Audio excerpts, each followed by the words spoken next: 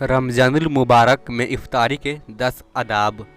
Number 1, इफ्तारी के वक्त कोशिश करें कि घर के तमाम अफराद एक ही दस्तरखान पर इकट्ठे हो जाएं और मिलकर रोज़ा इफ्तार करें।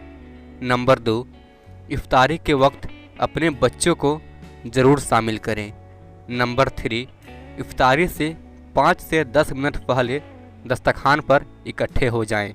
नंबर 4, रोज़ा इफ्तार करने से पहले दुआ जरूर मांगे क्योंकि ये काबूलियत की लम्हात होते हैं। नंबर 5, अपनी दुआओं में तमाम मुसलमानों को याद रखें और सबकी मगफिरत की दुआ करें।